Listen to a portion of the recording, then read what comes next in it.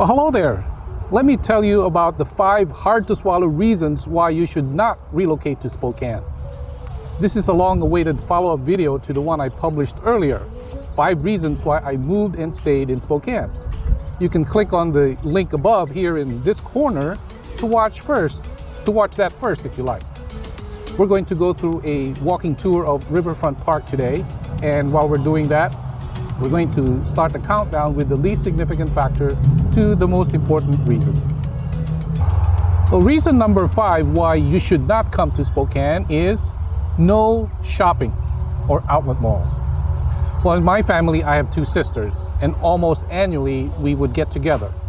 One lives in Princeton and the other lives in Houston. Together with my mom and my wife, the 4 of them pretty much dictate the agenda of our activities. Their least favorite place is Spokane because they love shopping and they're not the outdoor types. So almost always we end up going to either New Jersey or Texas because there are no shopping malls or major outlets here in Eastern Washington. What else can I say?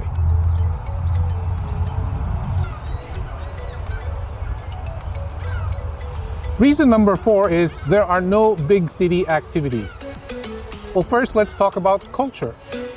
Arguably, the 2 best museums in town are the Museum of Arts and Culture, the MAC, or the Mobius Children's Museum. And let's just be honest, there's no comparison to the Seattle Art Museum and the Pacific Science Center, respectively. Now let's talk about food. Well, as an Asian, this is probably the biggest thing that my wife and I miss: restaurant diversity. Food choices are limited, including Asian grocery stores. However, there is a relatively large Filipino community, and if you know us Filipinos, there's always someone serving lumpia or adobo at their home. So we always make sure that we get invited. And thirdly, sports. Spokane doesn't really have a choice, so we've adopted the Seahawks. But more importantly, we are very proud of our homeboys and girls of the Gonzaga Bulldogs NCAA basketball teams, as well as the Cougars from Washington State University football.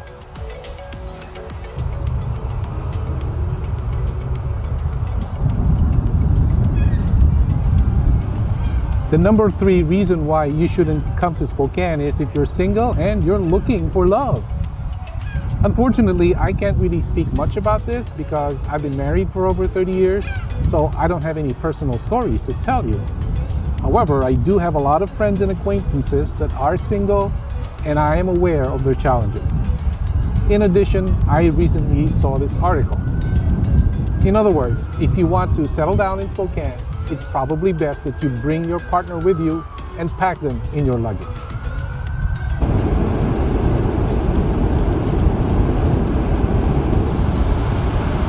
The number 2 reason is if you travel for work. This goes back to my days when I was still working for a Fortune 500 company. They were headquartered in southern Indiana, and I turned down a corporate job opportunity because I didn't want to move my family and I couldn't bear to travel or commute regularly. Although Spokane is an international airport, it has very few direct flights. We are limited to a handful of major connecting hubs before we get to our final destination. This means that you would typically spend a whole day traveling to the east or Midwest, and usually half a day going down to the Southwest. On the other hand, I've heard of a lot of regular weekly or even daily commuters to and from Seattle or even Portland, since both are only an hour's flight away or a 4 to 5 hour road trip. And finally, speaking of jobs, let's get to our number 1 reason. And finally, speaking of jobs, the number 1 biggest reason why you shouldn't come to Spokane is if you don't have one waiting for you. Or maybe you have one, but you need your spouse to bring home a second income. I would advise against that. In the 25 years that I've lived here, Spokane has never been an employment magnet. Truth be told, I moved into the area because my employer back then relocated our factory from California to Idaho, just across the border. I remember that it was a big deal back then, with a potential of 500 jobs.